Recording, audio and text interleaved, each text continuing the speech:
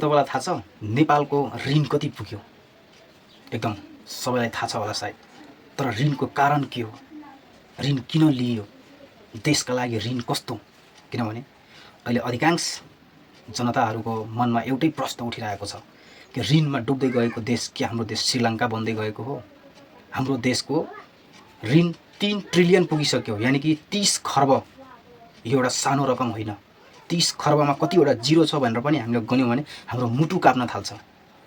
त्यसैले यी सम्पूर्ण कुरा, देशले किन ऋण लियो, कहिले ऋण लियो, केका लागि ऋण लियो, दिन प्रतिदिन ऋण किन यति बढ्दै गयो, देश किन अगाडि बढ्दै गएन, त्यो कुराको सम्पूर्ण विश्लेषण सार्वजनिक डकुमेन्ट, सरकारी प्रतिवेदनको आधारमा हामी यस भिडियोमा बुझ्नेछौँ। आउनुहोस् बुझौँ। सर्वप्रथम हामीले यो बुझौँ, देशले 2 किसिमको ऋण लिने गर्छ। एउटा आन्तरिक ऋण जो देशभित्रैबाट लिने गर्छ, विभिन्न सङ्घ संस्थाबाट, वित्तीय संस्थाबाट, ब्याङ्कबाट, हैन। र एउटा भनेको बाहिरीय ऋण अथवा वैदेशिक ऋण जसलाई पनि हामी भन्छौँ। र वैदेशिक ऋण भनेको वैदेशिक वर्ल्ड ब्याङ्कबाट भयो, हैन, जस्ता विभिन्न अथवा अन्य देशहरूबाट सहुलियतपूर्ण ऋण भयो। त्यो पनि आखिर फिर्ता गर्नुपर्छ, त्यसले गर्दाखेरि ऋण नै हो। र हाम्रो देशमा अहिले 30 खरब ऋणमध्ये 52% ऋण चाहिँ हाम्रो वैदेशिक ऋण हो र 48% ऋण चाहिँ हाम्रो देशको आन्तरिक ऋण रहेको छ। सार्वजनिक ऋण व्यवस्थापन कार्यालयले हालै ज्येष्ठ मसान्तमा सार्वजनिक गरेको प्रतिवेदनको आधारमा, प्रमाणको आधारमा झन्डै हाम्रो देशमा अहिले 2.96 खर्ब रुपियाँको ऋण देखाएको छ। हजुरहरू हेर्न सक्नुहुन्छ प्रतिवेदनमा। र यो ऋण केका लागि लिएको हो? यो ऋण कसरी बढ्दै गयो? यो ऋण कसैले 1 वर्षमा लिएको होइन। सर्वप्रथम सामान्यतः हामीले यो बुझौँ कि ऋण लिनु भनेको डुब्नु हो या होइन। अधिकांश आर्थिक अर्थशास्त्रीहरूको भनाइअनुसारले ऋण लिनु भनेको डुब्नु होइन। ऋण जसरी हामी व्यक्तिले लिन्छौँ त्यसरी पनि देशले ऋण लिने हो। र ऋण लिनु भनेको डुब्नु किन होइन भनेर अर्थशास्त्रहरूले, अर्थविज्ञहरूले भन्नुहुन्छ भने, हैन, हामीले ऋण लिएर ऋणलाई व्यवस्थापन गर्न नसकेको अवस्थामा चाहिँ हामी डुब्ने हो, चाहे त्यो व्यक्ति होस्, चाहे त्यो राष्ट्र होस्। त्यसैले गर्दाखेरि हामी एउटा सानो उदाहरणबाट बुझौँ, हैन। जस्तै मैले अथवा एउटा ब्याङ्कबाट अथवा अन्य छरछिमेकबाट कसैबाट मैले ऋण लिएँ, 5 लाख रुपियाँ ऋण लिएँ। मैले केका लागि ऋण लिएँ? व्यवसायका लागि ऋण लिएँ। 5 लाख रुपियाँ मैले व्यवसायको लागि ऋण लिन भएपछि मसँग एउटा योजना छ। म यो व्यवसायमा 5 लाख रुपियाँ इन्भेस्ट गर्छु, यसबाट मैले प्रति महिना यति रुपियाँ आर्जन गर्न सक्छु र यो रुपियाँ मैले 5 लाखको ब्याज मेरो 1 महिनाको यति हुन्छ। म सेड्युल बाई, एउटा प्लानिङ बाई त्यो पैसालाई सदुपयोग गरेर म उता साउजीलाई पनि ऋण तिर्छु, ब्याज तिर्छु भन्ने चाहिँ मेरो एउटा प्लानिङ हुन्छ। तर त्यो प्लानिङ मैले एक्जिक्युट गर्न सकिनँ। मैले त्यो मेरो माइन्डको सेटअपको प्लानिङलाई, मैले कर्जा लिनुको प्लानिङलाई मैले आफ्नो व्यवहारमा लागू गर्न सकेन। भोलि पर्सि मैले 1 महिनाको ऋण तिर्न सकिनँ, पर्सि अर्को महिनाको ऋण तिर्न सकिनँ भन्दाखेरि थपिँदै जाने हो र त्यो प्रक्रियामा चाहिँ ऋण लिएर डुब्ने हो। तर हामीले यही ऋणलाई चाहिँ समयमा, एकदम हामीले 5 लाख लिएको ऋणलाई हामीले जुन व्यवसाय, जुन उद्देश्यले लिएका छौँ त्यो उद्देश्यमा हामीले निरन्तर लागेर त्यसलाई चाहिँ सदुपयोग गऱ्यौँ, त्यसबाट चाहिँ आर्जन गऱ्यौँ, साउजीलाई पनि उता तिर्यौँ, हैन, त्यसपछि ब्याज तिर्यौँ, बाँकी रहेको ऋण सावा ब्याज जसरी हामी हुन्छ तिर्दै गयौँ भने हामी ऋणबाट चाहिँ डुब्ने होइन, हामी ऋणबाट समृद्ध हुने हो भनेर चाहिँ ठुला ठुला अर्थविज्ञ, अर्थशास्त्रहरूले चाहिँ भन्नुहुन्छ। त्यही कारणले, र यो यथार्थ पनि हो। हजुरहरूले पनि देख्नुभयो होला, हाम्रो गाउँघरमा अथवा ठुल्ठुला व्यापारीहरूले, ठुल्ठुला बिजनेसम्यानहरूले चाहिँ के गर्नुहुन्छ भने उनीसँग पैसा हुँदैन क्या। पैसा भन्ने कुरो कसैसँग हुँदैन। पैसा भनेको राष्ट्रसँग छ, देशसँग छ।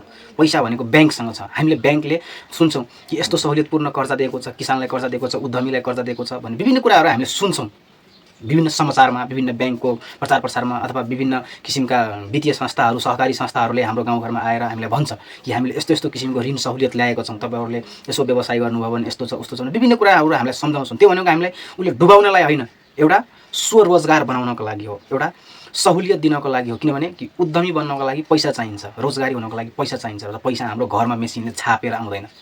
त्यसैले गर्दाखेरि हामी देश पनि यही अवस्थामा हुन्छ। सुनकोशी सबमरिन डाइभर्सन छ, हाम्रो यो फास्ट ट्र्याक छ, हाम्रो यो हुलाकी सडक छ, हाम्रो यो मध्य पहाडी राजमार्ग छ। हजुरहरूले मेरो अघिल्लो भिडियोहरूमा हेर्नु होला।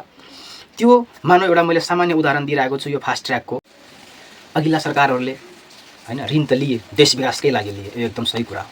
तर उहाँहरूले के गर्नुभयो भने समयमा त्यो विकासको योजनाहरू सम्पन्न गर्न सक्नु भएन।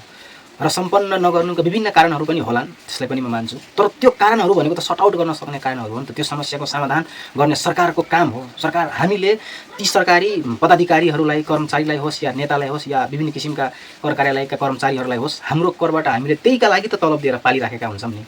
कि त्यहाँ बसेर उसले आफ्नो काम गरोस्, आफ्नो समयमा जुन काम गर्नुपर्ने छ, हैन, जुन प्रक्रिया पुगाउनु पर्ने छ, त्यो जुन कानुन संशोधन गर्नुपर्ने छ कि, हैन, काम नगर्ने मान्छेलाई कारबाही गर्नुपर्ने छ कि जस्ता कुराहरूको उनीहरूले एकदम सही समयमा व्यवस्थापन गरोस् भनेर त हामीले तिनीहरूलाई कर तिरेर त्यत्रो सुख सुविधा सम्पन्न दिएर हामी जनताहरू मरिमरि देश विदेश गएर कमाएर चाहिँ ल्याउने होइन। हाम्रो छोराछोरी चाहिँ उहाँ भोकै मरिरहेको हुन्छ होइन, राम्रो शिक्षा स्वास्थ्य पाइरहेको हुँदैन, तर हामीले चाहिँ सरकारलाई ट्याक्स तिरिरहेका हुन्छौँ। तिनीहरूलाई हाम्रो ट्याक्सले पाल्नको लागि समयमा उसले लिइरहेको हुन्छ डाइरेक्टली इन्डाइरेक्टली रूपले, र त्यो हामीले दिइराखेका हुन्छ। त्यही भएर हो कि हामीले कर त तिर्यौँ, तर हामीले तिरेको करको उनीहरूले सही सदुपयोग गरिदिएन र यो देश अहिले यस्तो ऋणको जलजलोमा फँसेको छ र हामीले ऋणलाई गलत रूपमा बुझेका छौँ।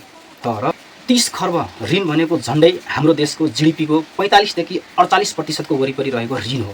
यो भनेको एकदमै दुःखद कुरा हो। ऋण देशमाथि होइन, ऋण हामी जनतामाथि हो। भोलि पर्सि यो ऋण देशले चुकाउने होइन, देशले चुकाउने भए त देशले ऋण किन लिनु पर्थ्यो? देशसँग पैसा छाप्ने मेसिनले छापेर खुइ विकास गरे भइहाल्छ नि, होइन र? तर त्यस्तो होइन, ऋण भनेको हामीले तिर्ने हो। देशले ऋण लिएर देशलाई विकास गर्ने हो हाम्रो लागि, हामीलाई समृद्ध बनाउनको लागि, देशलाई विकसित बनाउनको लागि, रोजगारी सिर्जना गर्नको लागि होइन, शिक्षा स्वास्थ्य यातायात जस्ता विभिन्न परियोजनाहरू, जलविद्युत होइन, खानेपानी योजनाहरूको निर्माण गरेर चाहिँ हामीलाई सुविधा दिने हो र हामीले त्यो सुविधा सदुपयोग गरे बापतको हामीले राष्ट्रलाई चाहिँ कर तिर्ने हो र हामीले त्यो सुविधाबाट विभिन्न किसिमको आर्जन गर्छौँ। अब एउटा गाउँमा खोलामा पुल बन्यो, पुल बनेपछि त्यहाँका किसानले आफ्नो गाउँमा उब्जाएको अन्नबाली सजिलै सहर समयमा ल्याउन सक्छ, त्यसलाई बेच्न सक्छ होइन, त्यसबाट पैसा आर्जन गर्न सक्छ, सरकारले कर पाउँछ। सरकारको जनता, हामी जनता रोजगारी भयौँ, हामी जनता सहुलियतपूर्ण पायौँ, त्यो पुलबाट लाभ पायौँ। सरकारले कहीँ एउटा विमानस्थल बनाउँछ, त्यो विमानस्थलबाट हामी देश विदेश जान्छौँ, आउँछौँ, पर्यटक आउँछ, हामीले त्यो एउटा लाभ भयो, हामीले देशलाई कर तिर्यौँ, देशले समयमा पनि त्यो लिएको ऋणको ब्याज तिर्छ, सावा तिर्छ होइन, यही हो प्रक्रिया। तर यही विकास निर्माणका कार्यहरू समयमा नसकिँदाखेरि हाम्रो देश दिन प्रतिदिन एउटा ऋणको दलदलमा फस्दै गइरहेको अवस्था छ र हामीले बुझ्छौँ कि ऋण लिनु खराब हो र ऋणले हाम्रो देश भोलि पर्सि गएर श्रीलङ्काको जस्तो हाल हुन्छ भनेर। तर हाम्रो बुझाइ अलिकति गलत छ भनेर भनौँ र हाम्रो अलिकति परिवर्तन गरेर बुझ्नुपर्ने अवस्था छ। ऋणले देश र मान्छे समृद्ध हुने हो भनेर अर्थविज्ञहरूको भनाइ छ र यो एकदम सत्य कुरा हो, म मान्छु। त्यसै गरी यो ऋण सम्बन्धी म हजुरलाई एउटा अर्को उदाहरण दिन चाहन्छु। ल मानौँ हामीले के गर्यौँ भनेपछि कुनै एउटा किसानले, कुनै एउटा युवाले रोजगार हुनको लागि होइन, हाम्रो कुनै एउटा स्थानीय ब्याङ्कबाट चाहिँ सहुलियतपूर्ण ब्याजमा हामीले एउटा टेम्पो निकाल्यौँ, ऋणमा टेम्पो निकाल्यौँ र त्यो टेम्पो उसले किन निकालेको सुरुमा सोचेर भन्दाखेरि म यो टेम्पो चलाउँछु, यो टेम्पो चलाएर म पैसा आर्जन गर्छु, रोजगार हुन्छु, स्वरोजगार हुन्छु र त्यही टेम्पोबाट कमाएको पैसाले म ब्याङ्कको ब्याज पनि तिर्छु, सावा पनि तिर्छु र आफ्नो घर परिवार पनि चलाउँछु, आफ्नो घर परिवारलाई दुई छाक खाना, शिक्षा स्वास्थ्य आवश्यकता पुरा गर्छु। तर मानौ त्यो टेम्पो लिएको उद्देश्य त स्पष्ट छ के का लागि लिएको भनेर, तर त्यो टेम्पो लिइसकेपछि उसले महिना 2 महिना मानौ एकदम राम्रोसँग चलाउँछ टेम्पो, एकदम समयमा आफ्नो ब्याङ्कको किस्ता तिर्छ, सावा ब्याज सबै होइन, आफ्नो घर परिवार चलाइरहेछ, उता आफ्नो घर परिवार एकदम राम्रो चलाइरहेछ। तर 2-4 महिनापछि त्यो टेम्पो उसले महिनामा 10 दिन चलाउन जाने होइन, टेम्पोलाई मर्मत नगर्ने होइन, अनि त्यसपछि चाहिँ त्यो टेम्पोबाट उसले आर्जन गर्न सक्दैन होइन। अब आज जिउ दुख्यो, आज थकाइ लाग्यो, आज यो भयो, आज त्यो भयो, विभिन्न किसिमको बाहना बनाएर टेम्पो घरमा थर्काएर राख्ने, साथीहरूको लैलैमा चाहिँ होइन घुम्न जाने, अनि त्यसपछि चाहिँ पैसा कमाउनुभन्दा पनि पैसा खर्च गर्नतिर चाहिँ जाने भनेपछि त्यो उसले समयमा ब्याज तिर्न सक्दैन, सावा तिर्न सक्दैन। अनि के हुन्छ त भोलि पर्सि उसले ब्याङ्कले त कुर्दैन नि, ब्याङ्कको त पैसा त डुब्दैन नि त, ब्याङ्कले भोलि पर्सि उसको टेम्पो पनि तानेर लान्छ र ऋण अझ थपिँदै जान्छ, ब्याज थपिँदै जान्छ। अनि त्यसपछि के हुन्छ, उसको घर जग्गा जमिन बेच्नुपर्ने अवस्था आउँछ र ऊ ऋणमा डुब्छ र त्यसपछि सहर समुदाय छिमेकले भन्छ देख्यो यो मान्छे ऋण लिएर डुब्यो। ऋण लिएर डुबेको होइन कि, उसले ऋण लिएर ऋणलाई सही सदुपयोग गर्न नसकेर डुबेको, ऋणलाई व्यवस्थापन गर्न नसकेर डुबेको हो भनेर त्यो मानसिकता चाहिँ हामी त्यतिखेर लगाउँदैनौँ, हामी सिधा के भन्छौँ, ऋण लिएर डुब्यो। त्यही भएर म हजुरहरूलाई यो कुरा एकदम स्पष्ट बुझाउन चाहन्छु यो भिडियो मार्फत र आफूसँग भएको ज्ञान र विश्लेषककर्ताहरूले भन्नुभएको विश्लेषणको आधारमा, सरकारले सार्वजनिक गरेको पत्रको आधारमा, प्रमाणको आधारमा म हजुरहरूलाई यो भिडियो मार्फत यो भन्न गइरहेको छु कि ऋण आफैमा खराब होइन, ऋणलाई हामीले खराब बनाउँछौँ, व्यवस्थाले खराब बनाउँछ, व्यवस्थापन गर्न नसक्दा ऋण खराब हुने हो र ऋणले हामी डुब्ने हो। मैले हजुरहरूलाई एउटा ज्वलन्त उदाहरण दिन चाहेँ कि देशको ऋण कसरी बढ्यो र देश किन पछाडि पर्यो भनेर। यो जुन हामीले सुन्दै आइरहेका छौँ काठमाडौँ तराई मधेस फास्ट ट्र्याक, यो योजना 2074 सालमा नेपाली सेनालाई दिँदाखेरि यो योजना लगभग हाम्रो 112 अर्बमा चाहिँ दिएको हो, ठेक्का लगाएको हो। तर 10 वर्षको योजना 15 वर्षको योजना राखेर सरकारले दियो हैन। तर त्यो योजना समयमा सम्पन्न नहुँदाखेरि अहिले त्यो योजनाको लागत बढेर कति भयो भन्दाखेरि 213 अर्ब रुपैयाँ पुग्यो, यानि कि झन्डै डबल हुन गयो। देशमा ऋण किन नथपियोस्, देश कंगाल किन नहोस्। त्यसैगरी एउटा अर्को उदाहरण छ जसलाई हामी मध्य पहाडी राजमार्ग भन्छौँ, पुष्पलाल मध्य पहाडी लोकमार्ग हैन। 2064-65 को बजेटमा यो योजनालाई लगभग 36 अर्ब जति हैन 36 अर्ब जति लगानीमा चाहिँ सम्पन्न गर्ने भनेर चाहिँ ठेक्का लगायो। तर त्यो ठेक्का अहिले लगभग हैन 85 देखि 90 अर्बको हाराहारीमा पुगिसकेको छ। अहिलेको चाहिँ लागत मानौ देश कसरी कंगाल नहोस्, देश कसरी बर्बाद नहोस्। ऋण जसरी एउटा व्यक्तिले समयमा त्यसलाई प्रक्रियाबद्ध रूपले चुक्ता गर्दै भुक्तानी गर्दै तिर्दै सावरा ब्याज तिर्दै गयो भने पो ऋणले हामी समृद्ध हुने हो। र त्यसैगरी देशले लिएको ऋण पनि देशले समयमा त्यो पैसालाई सदुपयोग गर्न सक्यो भने समृद्ध हुने हो। हामीले यो योजनामा 65 सालमै नै ऋण लिइसकेका छौँ हैन। तर त्यो 65 सालमा लिएको ऋणको ब्याज हामीले चाहिँ अहिलेसम्म तिरिरहेछौँ हैन। तर त्यो ऋणबाट बनाएको एउटा भनौँ न विकासको योजना, जनताको लागि बनाएको विकासको योजनाबाट हामीले एक पैसाको पनि लाभ लिन सकेका छैन। त्यसैगरी हामीले यो ऋणले डुब्छ तब जब हामीले लिएको ऋणलाई सही तरिकाले व्यवस्थापन गर्न सक्दैनौँ। सदुपयोग ऋणलाई हामीले सही सदुपयोग गर्न सकेन। पछिल्लो सरकारहरूले ऋण त लियो हैन, राम्रैको लागि लियो, तर उनीहरूले आफ्नो भनौँ न एउटा सिस्टम प्रक्रिया मजबुत बनाउन नसक्दा, शासक गर्ने व्यक्तिहरूको नियत सफा नहुँदाखेरिको चाहिँ यो एउटा ज्वलन्त उदाहरण हो देश। र यस्तो अवस्था भइरह्यो भने चाहिँ श्रीलङ्का जस्तो फेरि देश हुन सक्छ है।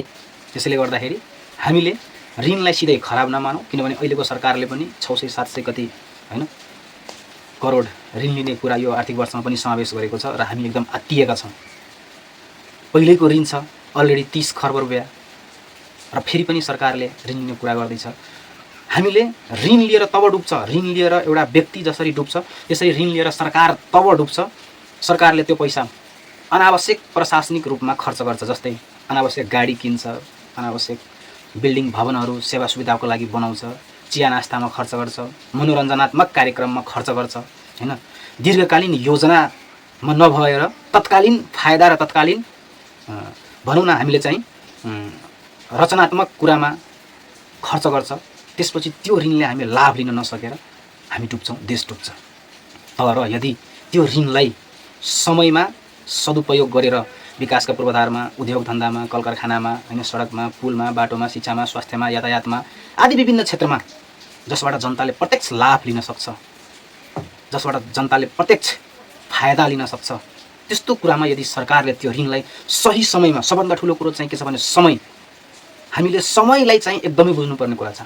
हामीले जुन ऋण लिएको पैसालाई जति वर्षका लागि ऋण लिएका छौँ, जुन कार्य योजनामा लगाइरहेका छौँ, त्यो कार्य योजना यदि हामीले सही समयमा सम्पन्न गर्न सकेनौँ भने चाहिँ हामी त्यो ऋणबाट डुब्ने हो, हामी त्यो ऋणबाट बर्बाद हुने हो, हाम्रो देश बर्बाद हुने हो, आउँदो पुस्ता बर्बाद हुने हो। तर ऋणलाई हामीले सही सदुपयोग गर्न सक्यौँ भने, ऋणलाई हामीले समयमा व्यवस्थित बनाउन सक्यौँ भने, दीर्घकालीन योजना निर्माण गर्न सक्यौँ, रोजगारी सिर्जना गर्न सक्यौँ भने हामी ऋणले समृद्ध हुन सक्छौँ। यो एकदम सत्य कुरा हो। अहिलेको यो सरकारले हैन एउटा राम्रो नीति ल्यायो भने, ल्याउन सक्यो भने, यो सरकारले के गर्ला त्यो म अहिले भन्न सक्दिनँ। समय आउला, हेरौँला, सबैजनाले हेर्नुहुनेछ, सबैले आफ्नो प्रतिक्रिया दिनुहुनेछ। तर अहिलेको सरकारले पनि विगतको सरकार जस्तै लापरवाही, ढिलासुस्ती, योजनाबद्ध रूपले समयमा फल दिन नसक्दाखेरिको अवस्था कस्तो रहनेछ त्यो हामी हेरौँला। तर हामी आशा गरौँ कि यो सरकारले पनि आगामीको सरकार जस्तो चाहिँ ऋण लिएर देशलाई अझ दलदलमा पार्नुभन्दा पनि समय र ऋणलाई सही सदुपयोग गर्न सकोस् र हामीलाई र हाम्रो देशलाई समृद्ध बनाउन सफल रहोस् भन्ने हामी कामना गर्दछौँ। समग्रमा हामीले निष्कर्षमा बुझ्नु पर्दाखेरि ऋण आफैमा खराब होइन, ऋण लिएर व्यवस्थापन गर्न नसक्दाखेरि त्यो भारी हुन जान्छ, बोझ हुन जान्छ, ठुलो एउटा विशाल डुब्नुको दलदलै बन्न जान्छ। आजको यो भिडियो हजुरहरूलाई कस्तो लाग्यो आफ्नो प्रतिक्रिया कमेन्ट मार्फत जनाइदिनु होला र आगामी दिनमा पनि यस्तै सत्य तथ्यमा आधारित राष्ट्रिय तथा अन्तर्राष्ट्रिय विभिन्न किसिमका जानकारीमूलक सत्य तथ्यमा आधारित भिडियोको लागि चाहिँ च्यानललाई सब्स्क्राइब र भिडियोलाई लाइक गरिदिनु होला। हस्, धन्यवाद।